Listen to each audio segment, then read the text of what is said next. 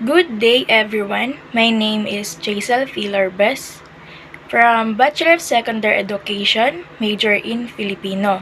I'm here in front of you to discuss about the gender and development. So, first of all, what is gender and development?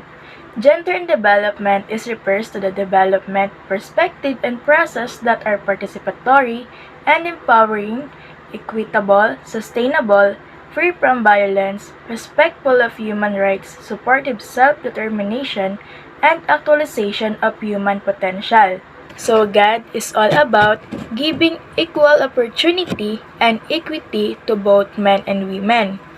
Then the next one is the Convention on Elimination of All Form or Discrimination Against Women, or the CEDAW. CEDAW is International Bill of Rights for Women by United Nations General Assembly. It was signed on July 15, 1980 and ratified on August 5, 1981. Then the next one is Beijing Platforms for Action or BPFA.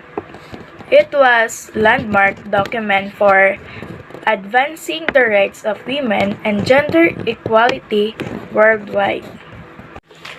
So for the next one, let's tackle about the history of Philippine evolution and gender lens issue. For the first one, the pre-colonial era. So this moment is the time that we're not yet colonized by the other country.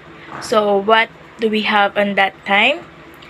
On that time, we are all gender sensitive.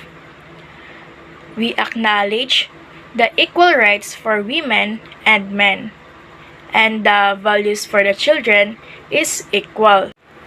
Women or men who came from the Maharlika family can be a chief plane of one community.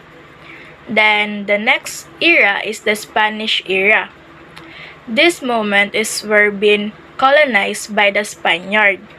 So in this era, the Spaniard show us of the importance of having a name and learn the alphabet. On this era started the suffering and unequal treatment to the women in our country. The women become the private property of their husband. They don't have rights to have a ownership of the land, and the education for them was denied. So on this moment, we saw the difference between the pre-colonial era and Spanish era, where in pre-colonial we see the women and men has an equal rights. Then when it comes in Spanish era, it changed a lot, where the women was become submissive and the man is become the dominant. For the next one is the American era. So what we have in this era is the salary of men has bigger than the salary of women, even though they have the same working hour. In this era also started the corrida system. But in this era is better than the Spaniard era or the Spanish era because the Filipino was allowed to go in school and the rights of women to vote has access. But still, this era is not perfect because the violence is still present. The next one is the Japanese era, or also known the darkness era because women was suffered a lot in this era to the point that their menstruation was stopped because of the abuse their experience in the hands of the Japanese soldier. On this era, there is no economic activity took place because their focus in the industrial. And also, in this era, our country was became the battlefield between the Japanese and the American war. So like what I said earlier, in this era, women was being extremely abused. That if they not agree as being sex slave to the Japanese soldier, their husband, their father, their brother will be executed in front of them. So for them to avoid that, they have no choice but to agree as being sex slave to the Japanese soldier in the garrison. So right now, we saw the difference between those era from pre-colonial, Spanish era, then American era, and the Japanese era. And we saw that all Filipino was suffered a lot in the last era, which is the Japanese era, which are almost all Filipino was been killed and raped by the Japanese soldier. And we also saw the transition of the gender sensitivity or the gender equality from the past era, from being gender equal rights or the equal rights for the both women and men, became the man is became dominant and the women is became submissive. Then it turns out that majority of men and women has no power or capability against the Japanese soldier. So they don't have any things to do but just to hide to their houses or go to the mountains just to avoid to saw by the Japanese soldier. Then for the next slide, let's talk about the difference between the sex and gender. So what is sex and what is gender? What is their differences? Sex is congenital and biological identity of one individual. It can be only a female or male. And sex is permanent. It cannot be changed. Then gender is culturally and socially dictated. It has a variable and it can be changed anytime you want. So the next one is the gender roles. The first one is the reproductive roles. It is unpayable role of an individual. This is doing the household chores like cleaning the house, washing the dishes, or washing the clothes, and taking the whole family. Then the second one is the productive role, is the one who is working in exchange of money. And most of the time, the father is the one who do it to provide the needs of the family. The third one is the community managing role, is being participation or participate in community project or activity as a member of the society. Then the fourth one is the constituency-based politics role. It is involvement in decision making or policy making in your community, like being engagement or involved in the policy making that will be given the bright future in your society. So for the next slide, let's give glimpse for some law for women and children. The first one is the 1987 Constitution. The second one is the RA 7192 or the Women and Development and Nation Building Act. Third one is the 7877 or the Anti-Sexual Harassment Act of 1995.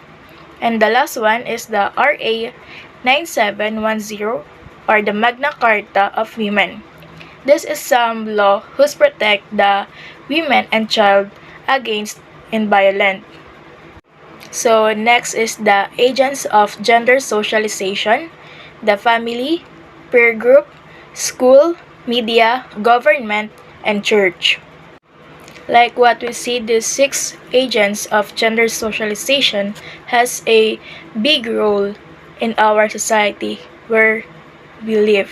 And this 6 agents has a big role or impact in the growth of one individual, especially in our growth, because one of this is our second home, which is the school, and our first home is the family, where we learn first things to do or the things that our parents taught us to be engagement or to be socialized to the others in the community. So these 6 agents has a big role and impact to the growth of ourselves. And this is one of the reasons of who are we today. So for the next slide, let's talk about the third gender, which is the LGBTQI community. The first one is the lesbian, is a homosexual or women used for women in relation to their sexual identity or sexual behavior. Then the second one is the gay, is a homosexual person or traits of being homosexual. Then the third one is the bisexual, is a romantic attraction, sexual attraction, or sexual behavior toward both men and women, or more than one sex or gender.